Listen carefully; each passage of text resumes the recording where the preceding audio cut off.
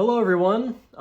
It's been a while, and I've been listening to the Beatles like a lot. And so I thought, it'd be fun to do like some kind of ranking video of sorts. But everyone's ranked all their favorite albums and said like Abbey Road is better than Revolver, which is better than Sgt. Pepper, and like yada yada yada. And by the way, if you want to know my ranking, there you go. That's the list. Have fun. But what about like their album covers? Those stick out pretty heavily, and I love like some of those covers as well. But it turns out some people have done that too.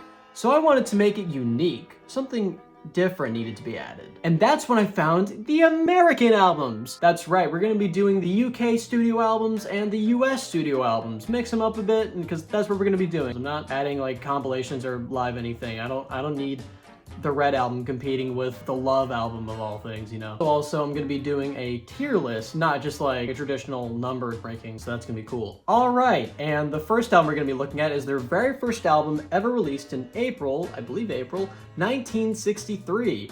Please Please Me, and starting right off the bat, this is a very, very solid cover. I mean, the photo is great already, at an angle, and you're looking up at the Beatles, which are looking down at you.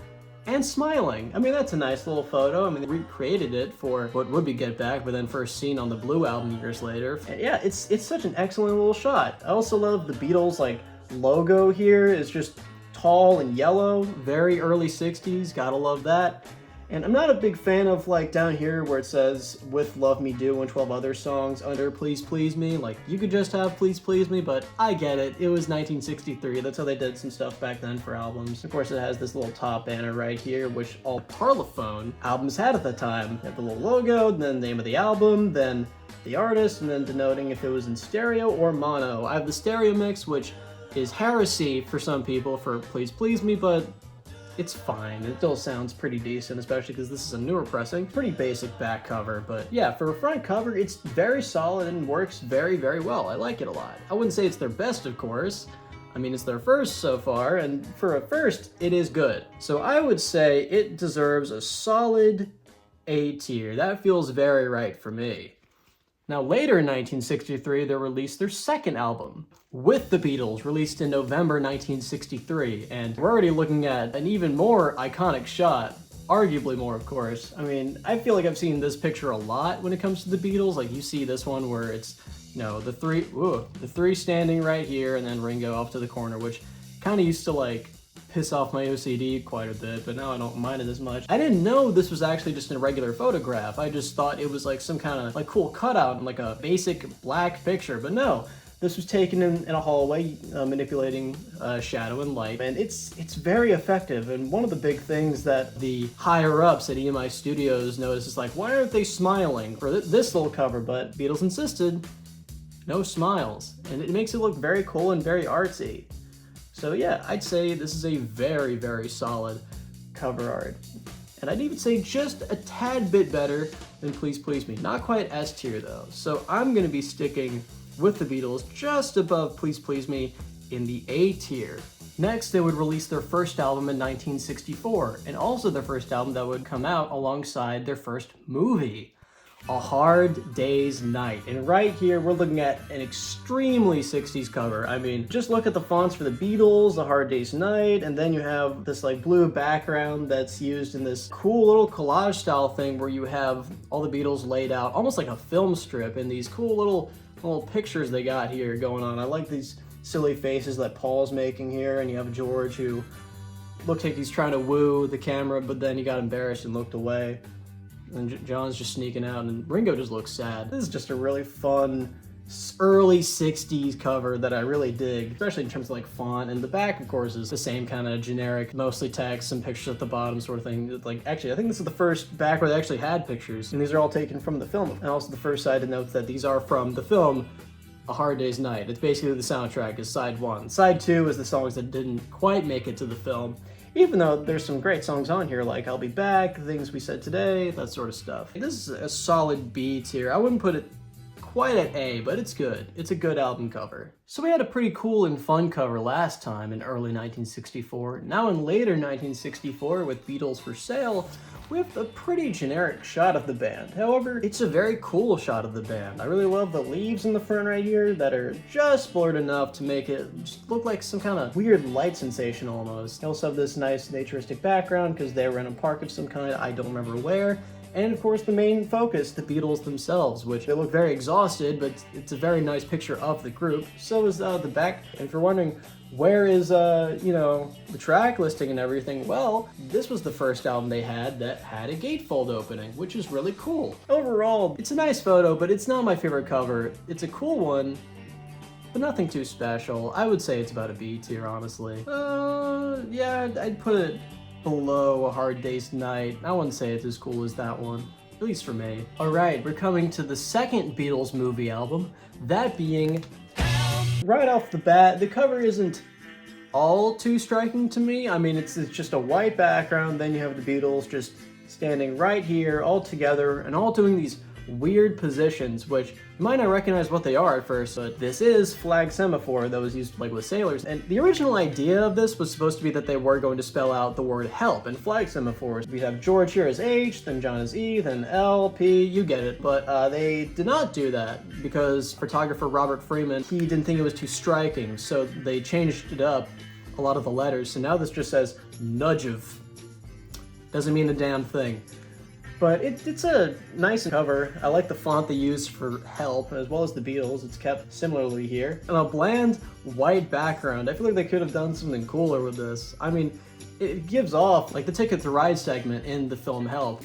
Here's the thing, this is a Japanese copy, so this isn't the actual back cover you'd usually see, but it's a nice little back. And also, this Japanese copy has a gatefold, including, I believe these are all lyrics, and the track list right here, but lyrics right here in Japanese. Sorry, it's closing.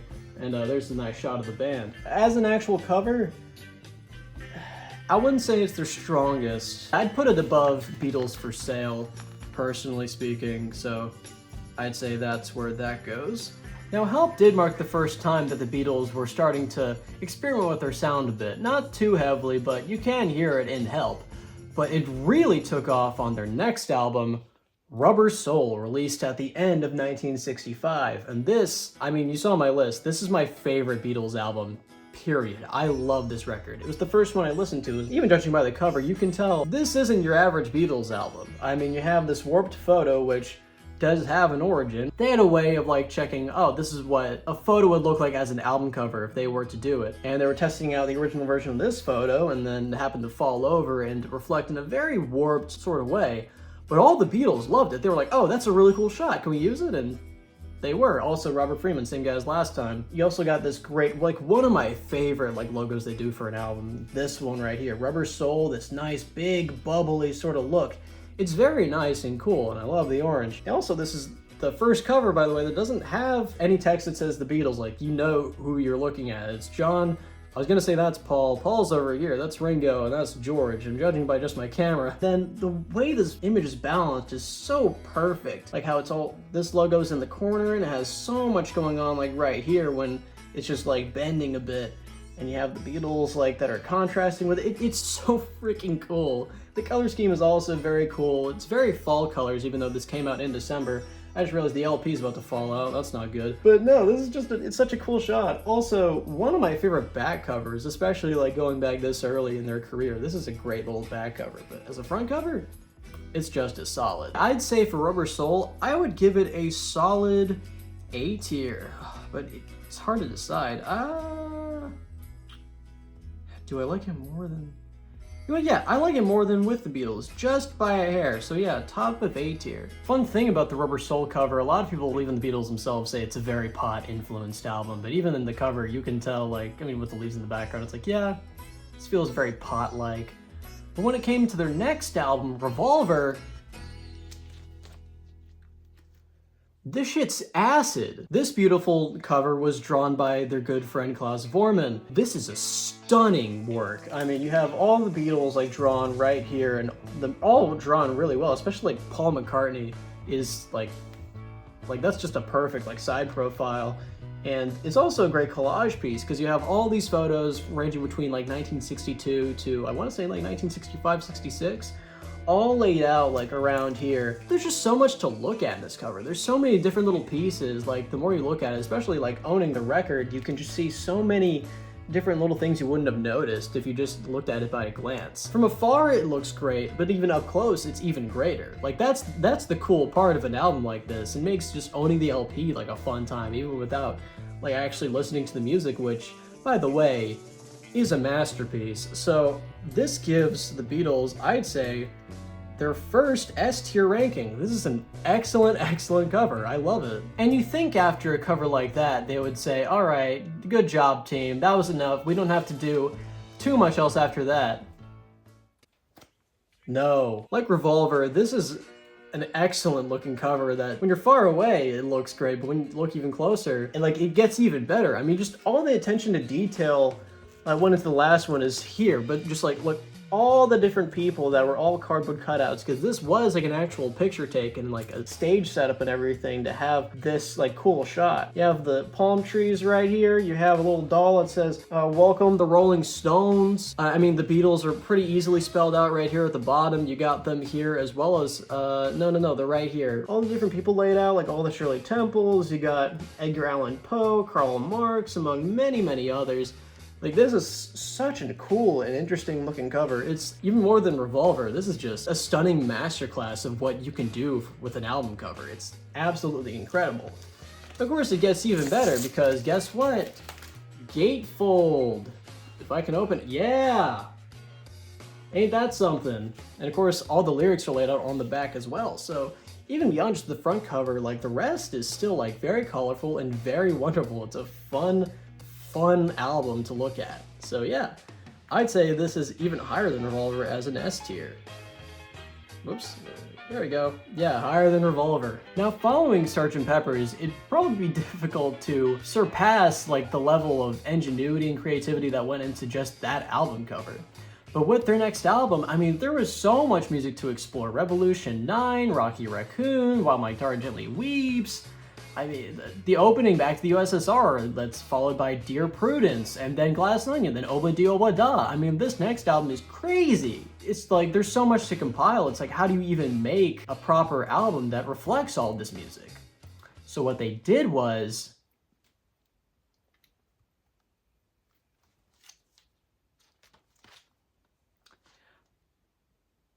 it's all white. This is the White Album for a reason, because there is nothing on here. Well, except you can see a little embossed text that does say the Beatles, and first printings, and I think some later ones, also had a number at the bottom corner here, which would say which numbered copy it was. And of course it has a gatefold as well, because it's their only double album. So it's the only one that necessarily needs a gatefold, unlike Sgt. Pepper and Beatles for Sale. Just like you have the track list right here, then you have the pictures of the band right here, which also came with cards that were a lot bigger and in full color of all those pictures. And I currently have all mine hung up just above my closet over there. But as a cover, there's really not much to talk about. It's more just to talk about why it was done and also why it works. Because they were going to call this, I think it was A Doll's House, but then another band released an album with a similar title, so they ditched that, and then they're thinking, what are we gonna do, like, with this album? Like, what are we gonna call it? What's the cover gonna be? And they just thought, well, we've never had an album called just The Beatles. There's Beatles for Sale and With the Beatles, but there's none that's just The Beatles. Why not this one? And I mean, out of all of, like, their albums, like, you can see with this insane track list right here, like, there's so much diversity that it's hard to reflect that much music into one piece. So the fact that it all culminates into just this white void, it actually kind of works. And it's also just a cool statement that, like, no one ever released an album that was just white, except the Beatles. They were the ones to do it. Now, judging the White Album as a cover on the tier list, it's a bit difficult to decide, but I'd probably say, honestly, it might be our first C tier of this video. I don't feel too strongly as a cover. I can just say it works for what it is, but it's not my favorite, nowhere near. After the White Album, there was one little album in between that a lot of people kind of forget that came out in early 1969. That being the Yellow Submarine album, which It's basically a soundtrack album. The first side is just all original songs by the Beatles for the movie, besides Yellow Submarine and All You Need Is Love.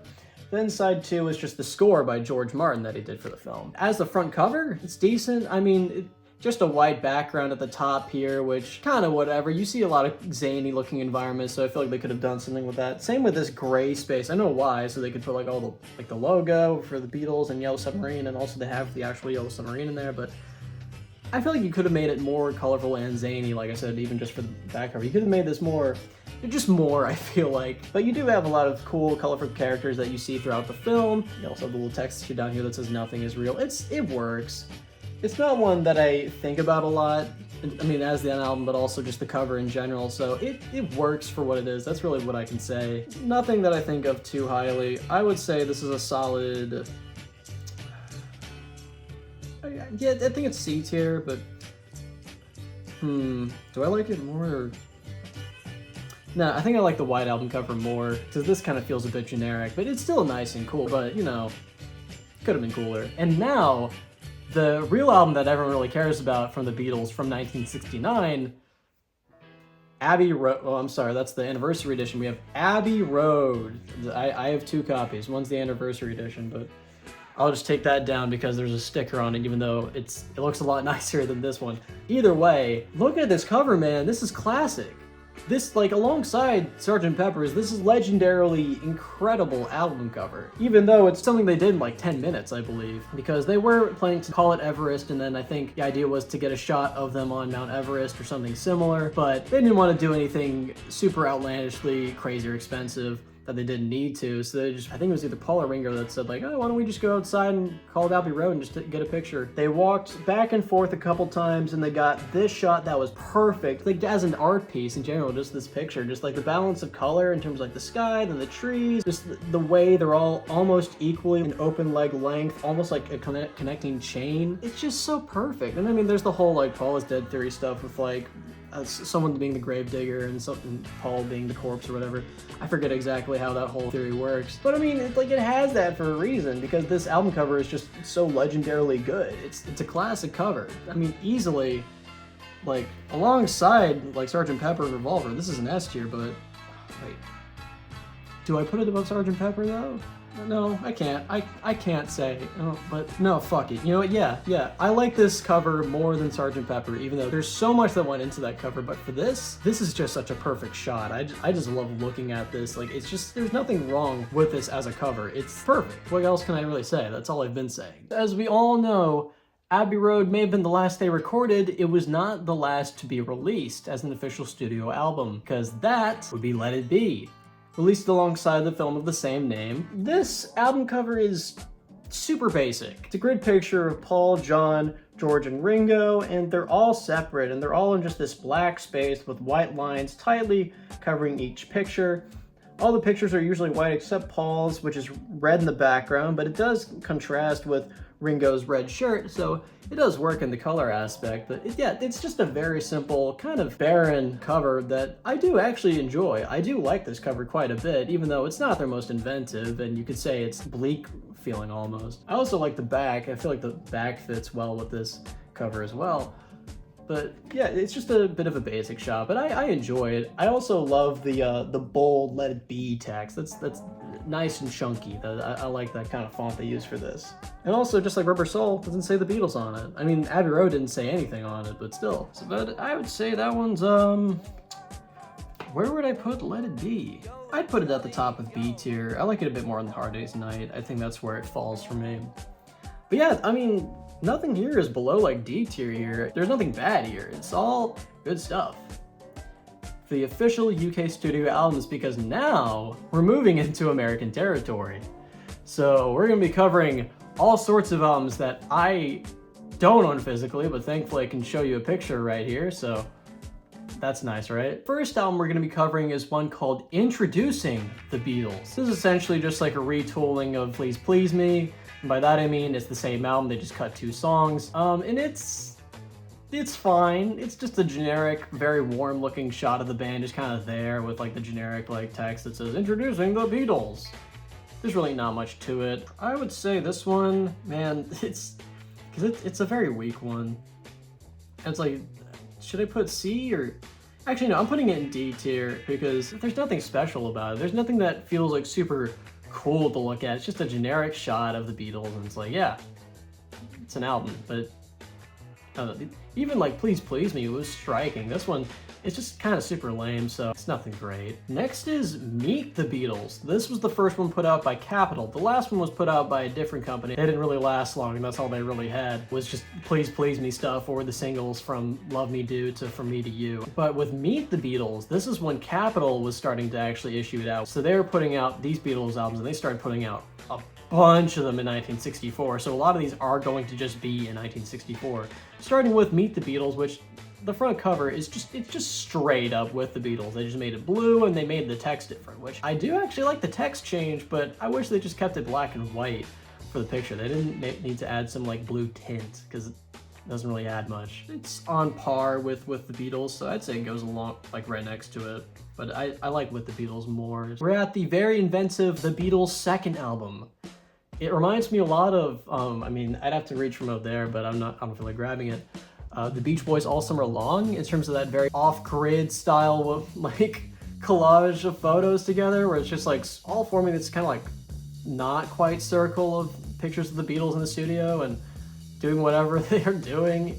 But it's just called The Beatles' second album. What an uninspired, like, this is the Beatles' second album. Ugh. Like that kind of name. And to be fair, this was being monitored by a guy, Dave Dexter Jr. I think that's who he was. And he was not into the pop scene at all, especially the Beatles. So calling it the Beatles' second album is just like, yeah, it's the Beatles' second album. What do you want from me? It's better than introducing the Beatles, but not really by much. Yeah, below Yellow Submarine, it's just pretty lame. Now we have A Hard Day's Night from the US, and this is actually called A Hard Day's Night, the motion picture soundtrack, so that way you can say like, would you like A Hard Day's Night, or the motion picture soundtrack of A Hard Day's Night? But it's just A Hard Day's Night, but they cut out like all songs that weren't in the movie and added just score bits that were in the movie, so it is more of a traditional film soundtrack rather than what the UK did, which honestly I like what the UK did better. It's just a red cover with the Beatles just all like kind of peeking over, which those are pictures taken from the film, which I do admire that, but it's nowhere near as cool or striking as the UK album art. This one,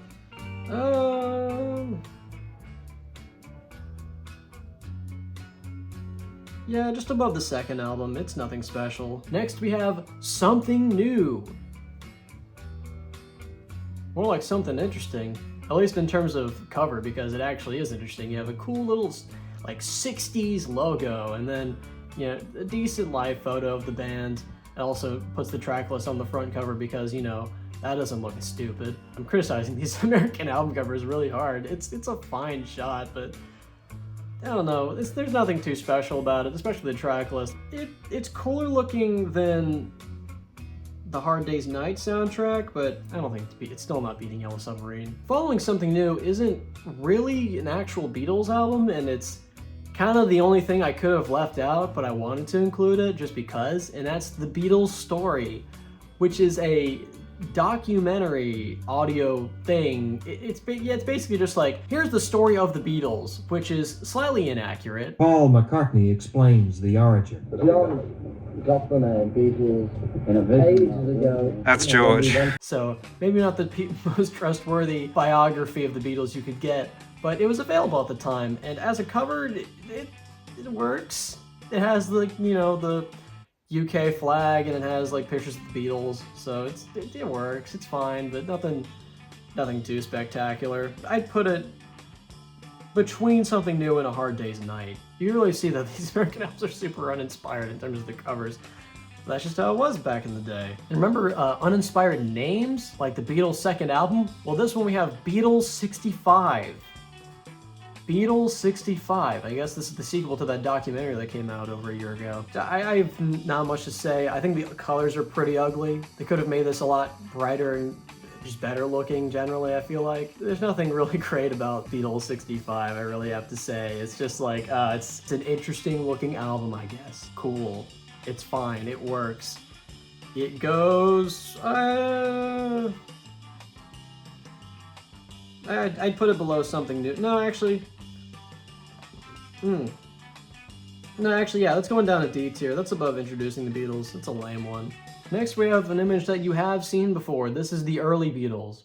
This is essentially just another pressing of Please Please Me, but it's not called that. I do like the picture though, so I am gonna bump it up quite a bit, but just above the White Album. I really can't say I like it much more than that. That's about how it sits for me. Beatles 6. It's just Beatles 6. Yeah, it's super another generic shot, and it's just them in ties and they're shaking hands. There's really nothing special about it. It's just a picture and it's like Beatles 6. Even they were like, yep, it's the 6th one, keep buying them. I mean, I like the chunky font they used for Beatles 6, that's cool, but besides that,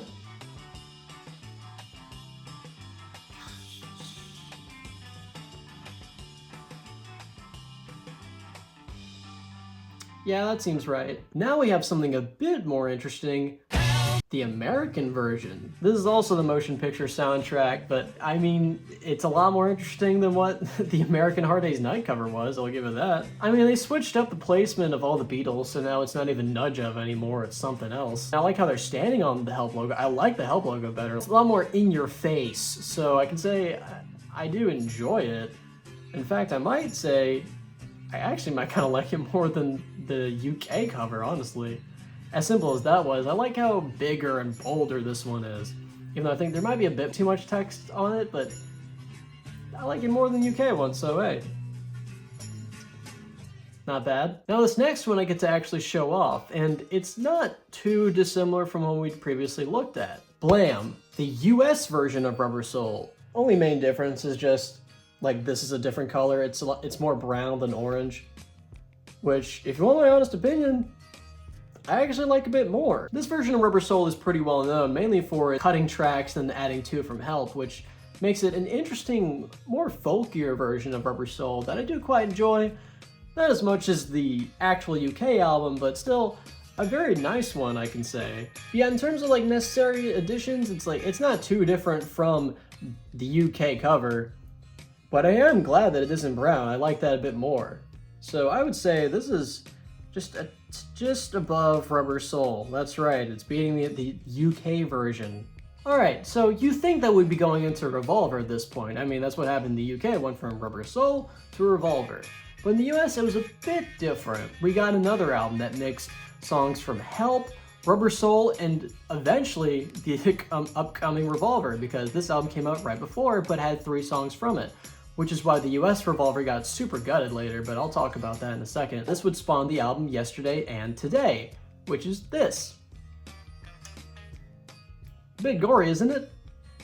Pretty, I mean, by today's standards, it's not too shocking. You've probably seen worse, but for the 60s, that's, I mean, just having all these like doll parts and like animal organs and stuff, and that's pretty brutal. This album got in a lot of hot water. They had to take back copies, and they pretty much just get a new cover, which they did, and they got a pretty basic generic shot. That shot being this. It's just them, like Paul sitting in this, I think it was like a guitar case or something, and then you have the other members of the band just kind of chilling, sitting here in front of a white void. So really not too much going on in this version of the cover art. It works, it's nice. I like the font a lot. I mean, it's the same as the previous one, which, you know, was this. But still, this is also quite nice. Where I would put these in the list, because this is really the one album I'm saying that actually has 2 cover arts to put in. The Butcher cover, as it's called infamously, I'd say goes at the end of B tier. I quite like it. And as for the redesign one, I do actually like this. Do I like it more than... I don't think I like it as much, because I feel about the same in terms of them. They're pretty equally just decent, but it's a lot better than a lot of the albums that came before in the US, so I'll give it that, absolutely. Now after this, the US would get its own version of Revolver, but there's really not much to go over. I have the US version just because I bought it a while back and probably shouldn't have, but really it's just, this is the only difference. This right here, it says Capitol Records and not Parlophone. Yeah, it's basically the same. From really this point on, I mean, with Revolver, all the album covers that we're going through forward are about the same as they will be. Like, this is when they changed from like, okay, we're just gonna do everything from the UK, it's coming to the US. So this is about the same despite the Capitol Records.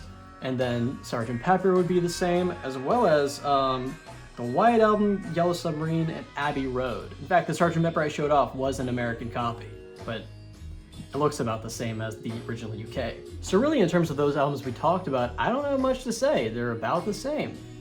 But we do still have some US albums to cover, this being the best one. And I say the best one because this is the only US album that was only released in the US initially that is now part of the modern album canon that you see, like, it's on streaming services and things now. But you're probably wondering, like, why wasn't this an album in the UK?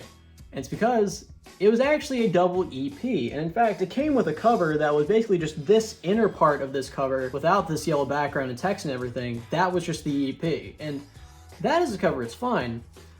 But with everything else, it's a bit much, honestly. There's all sorts of different fonts going on with, like, we have this one right here and at the bottom. Then we have the Magical Mystery Tour logo, which I love this logo, by the way. It's very nice and bubbly. Then we have Beatles spelled out in stars among other stars.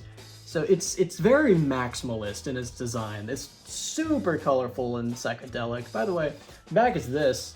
It's a shot from the movie. The rest of this album is actually super cool because when you open up, you have like the regular stuff you would have, like a track list and like right here. But then there's a whole like picture book in here or just like pictures of like from the film, and then there's like a comic illustration as well, as you can see. Mine's falling apart because this shit is old, but still, it's a nice package for what this is, which is just Magical Mystery Tour, because it was mainly known as an album here in the US. The film wouldn't premiere until a bit after this album came out, and it was only like a small screening in LA, so it really didn't get much circulation here in the United States. It was mainly known as an album, and as an album, with this cover, pretty decent, but this is quite there's a lot going on here. So I know that there's some people that don't really like this cover, but for me, it's super fun, super nice. And I dig it. I actually really dig this cover a lot. I wouldn't say it's as good as what preceded it, Sgt. Pepper, but this is still solid. So I'd say for me, in this tier list, ooh. Yeah, actually, I'll put it just, ooh, no. Yeah, okay, no, I'm gonna put it in A tier. It's at the end of A tier, so that's where I'm putting this. Solid stuff. After that, I mean, we had the White Album, Yellow Submarine, Abbey Road. Those were all the same here in the US. But right before Let It Be came out, there was one album that came out only in the US. Well, at least it didn't come out in the UK, it came out in some other countries, but mainly in the US. This was an album, and it's kind of a compilation album-ish. Basically, this is just a record called Hey Jude, where they took a bunch of singles and just slapped it onto one record. I mean, this cover is just super, just nothing much is really going on. It's a very drab colors going on here. I mean, they're all basically wearing black with like small hints of color. Then you have this little bit that I never saw for the longest time, even when I actually bought this record. Just kind of picture them standing around a bit, so I guess, I don't know, it's supposed to look somewhat like mystical or something, but I don't know. This is just a kind of bland picture. I did hear that this was actually supposed to be the back cover, and the actual back cover here was supposed to be the front, but I mean, this is aged a bit, so imagine if like this was a full picture. An actual more clear picture, not an original copy from 1970 that I'm holding here. This just was not the greatest outcome for an album cover, like back or front. This is just super uninteresting. So I give this, where is it? There it is. I wouldn't say it's quite F tier, but it's close. I just keep it in D tier. There's nothing that really fit F, because like, yeah, besides that's it that I'm talking about. Because I'm not talking about any of the compilations or like any other regioned albums. I was just talking US and the UK. That's all I was going over. And I mean, hey, we got a pretty solid tier list of like all their cover arts from UK and US in their studio albums. Altogether, we can pretty clearly see that what the US was doing initially was kind of not great, but you could say that for a lot of the albums they put out back then. And of course the UK, while those albums had their merits, some of them were also just kind of whatever. But those whatever ones were pretty far and few between. The Beatles usually put out great album covers, and of course those were to accompany the great music that followed alongside it, which was fantastic music. And I mean, hey, we're still talking about their music and their covers to this day, which like really shows how great of artists they really were, especially in their time. And now like Abbey Road, Sgt. Pepper, like I even see with the Beatles like quite a bit like as some of the most iconic like Beatles images, period.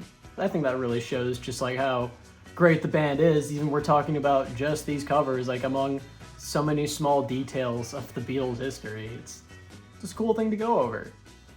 But yeah, I guess thank you for indulging with me and looking over these British and American cover art for Beatles music throughout the 1960s and dipping into the year 1970. And I guess also going over my entire record collection, at least Beatles records. Actually, no, there's one that I did not show because it didn't really have any relevancy. But I do have a bootleg of Get Back before it became Let It Be. This is like the Glenn Johns mixes. So there's my last Beatles record that I didn't get to show. But yeah, if you stuck around like this whole time and you're hearing me say this, thank you for watching. I'm glad you wanted to hear some guy ramble about Beatles covers. So, yeah, just hope you enjoyed it and I hope y'all have a nice day. Take care.